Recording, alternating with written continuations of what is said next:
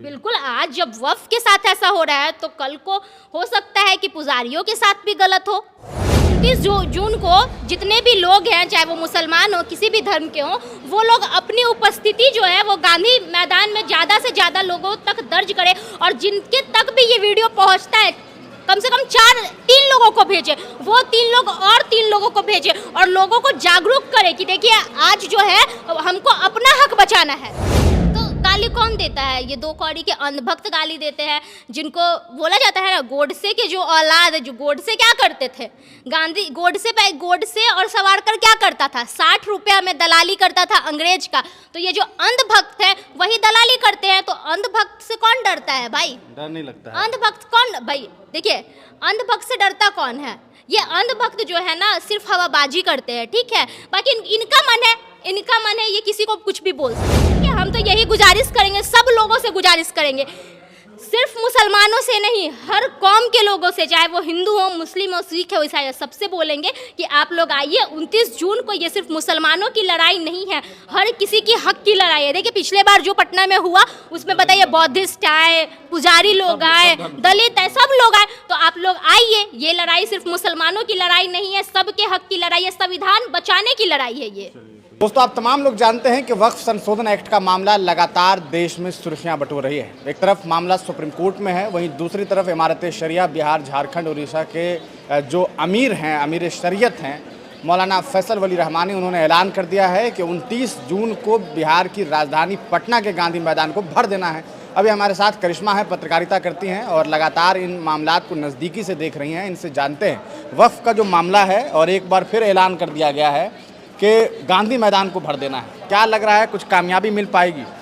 देखिए, बताया तो ऐसा जा रहा है कि सिर्फ मुसलमान ही नहीं, चाहे वो किसी भी धर्म के लोग हो, वो बौद्ध हो, हिंदू हो, क्रिश्चियन हो, सिख हो, हर लोग 29 जून को गांधी मैदान में आने वाले हैं। क्योंकि ये सिर्फ मुसलमानों का मामला नहीं है। आज मुसलमानों के वक्फ के साथ संशोधन हो रहा है, कल दलितों के साथ होगा। देखिए, बौद्धिस्ट लोग के साथ हो रहा है, बौद्धिस्ट लोग के साथ बोध गया में जो कुछ भी हो रहा है उससे तो कोई अनजान है नहीं। तो अब वो वक्त है जब सबको एक साथ सबके लिए खड़ा होना पड़ेगा, नहीं तो ये जो लोग हैं वो हम लोग का सारा हक छीन लेंगे।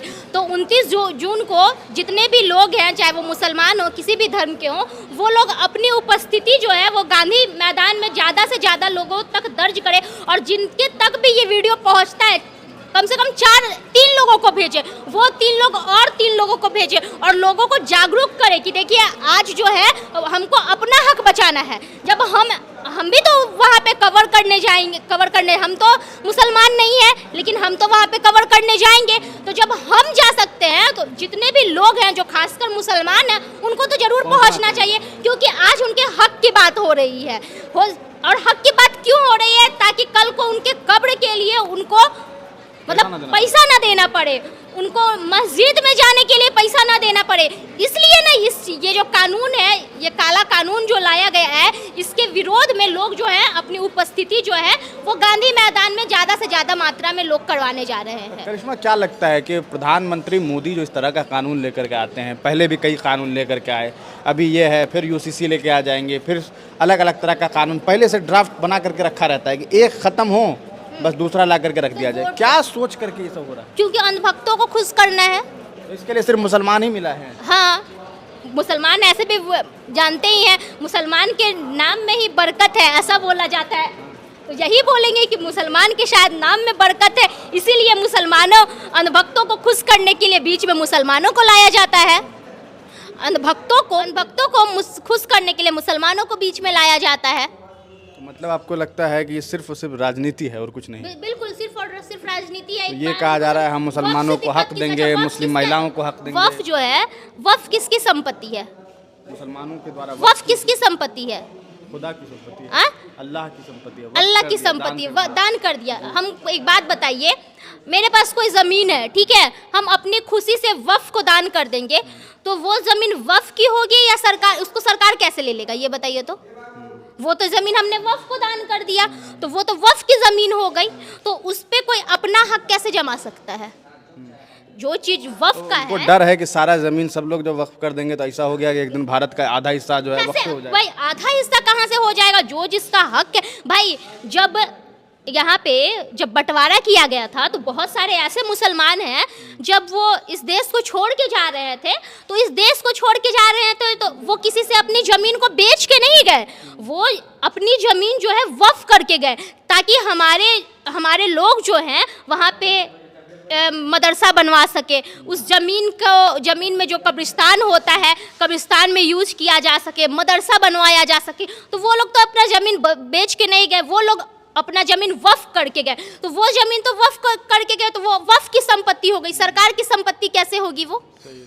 बहुत सारे लोग हैं जैसे कि एक वीडियो हम देख रहे हैं तो एक सिख समुदाय के लोग थे, उन्होंने पता नहीं कितना एकड़ ज़मीन जो है वो वक्फ को दान कर दिया, तो वो तो वक्फ की ज़मीन हो गई। अब उस पर सरकार चाहेगी कि हम अपना कब्जा, और सरकार आखिर ये ज़मीन वक्फ की ज़मीन पे कब्जा करके किसको देगी? अपने किसी खास दोस्त को देगी? गरीब को देंगे? कौन से गरीब को दिया जाएगा? या फिर उस पे बड़ा बड़ा कंस्ट्रक्शन का काम किया जाएगा, जो इनके अरबपति जो पूंजीपति दोस्त हैं, शायद हो सकता है कि उनको दे दिया जाए, हो सकता है ना कि उनको दे दिया जाए। यहाँ तक कि ये भी बोला जाता है कि उनका खुद का घर जो है वो वक्फ की संपत्ति पे बना हुआ है, ये भी मसला उठाया जाता है। लेकिन इसके बारे में हमको पूरी जानकारी नहीं है, इसके बारे में हमको पूरी अच्छी तरह से जानकारी नहीं है, इसलिए हम इस पे सवाल नहीं कर सकते हैं, लेकिन ऐसा बोला जाता है। तो आप आखिर इन ज़मीनों पे क्या करना चाहते हैं भाई? और मुसलमानों से ही आपको क्या दिक्कत है? सिर्फ मुसलमान के पास ही बहुत सारी ज़मीन है और लोगों के पास नहीं है।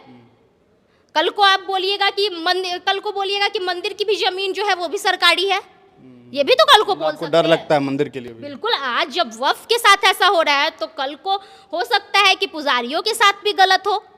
बताइए करिश्मा, जब आप इस तरह की बात करती हैं, चूँकि आप कहीं ना कहीं भारतीय तो हैं लेकिन आप हैं एक भारतीय हिंदू हैं, हाँ। जब आप इस तरह की बात करती हैं तो आपको लोग गाली देता होगा, खुद सुनाता होगा? तो गाली कौन देता है? ये दो कौड़ी के अंधभक्त गाली देते हैं, जिनको बोला जाता है ना गोडसे के जो औलाद, जो गोडसे क्या करते थे, गोडसे और सावरकर क्या करता था? 60 रुपया में दलाली करता था अंग्रेज का। तो ये जो अंधभक्त है वही दलाली करते हैं, तो अंधभक्त से कौन डरता है भाई? डर नहीं लगता है? अंधभक्त कौन भाई? देखिए, अंधभक्त से डरता कौन है? ये अंधभक्त जो है ना सिर्फ हवाबाजी करते हैं, ठीक है? बाकी इनका मन है ये किसी को कुछ भी बोल सकते हैं। शेर को अगर कोई कुत्ता बोल देगा तो शेर कभी कुत्ता हो सकता है? नहीं हो सकता है ना। नहीं बोल रही है। हाँ, शेर को कोई कुत्ता बोल देगा तो कुत्ता नहीं ना हो जाएगा, शेर ही रहेगा। कुत्ता को कोई शेर बोल सकता है? नहीं बोल सकता है। तो इनका तो काम भौंकना है, दिन रात भौंकते हैं, भौंकने का है, इनको पैसा मिलता है तो भौंकते रहते हैं। अब ऐसे लोगों से अगर डर जाए आदमी तो बोलना ही बंद कर दे। 29 तारीख के लिए क्या आप आह्वान करेंगे लोगों? देखिए, हम तो यही गुजारिश करेंगे, सब लोगों से गुजारिश करेंगे, सिर्फ मुसलमानों से नहीं, हर कौम के लोगों से, चाहे वो हिंदू हो, मुस्लिम हो, सिख हो, ईसाई हो, सबसे बोलेंगे कि आप लोग आइए 29 जून को। ये सिर्फ मुसलमानों की लड़ाई नहीं है, हर किसी की हक की लड़ाई है। देखिए, पिछले बार जो पटना में हुआ उसमें बताइए बौद्धिस्ट आए, पुजारी लोग आए, दलित आए, सब लोग आए। तो आप लोग आइए, ये लड़ाई सिर्फ मुसलमानों की लड़ाई नहीं है, सबके हक की लड़ाई है, संविधान बचाने की लड़ाई है। ये दस्तूर बचाने की लड़ाई है। तो आपसे भी हमारी अपील है कि 29 तारीख को दस्तूर हिंद को बचाने के लिए और ख़ास करके वक्फ की जायदाद को बचाने के लिए पटना के गांधी मैदान में पहुंचिए। बाकी इस वीडियो को ज़्यादा से ज़्यादा शेयर कीजिए। बहुत बहुत शुक्रिया।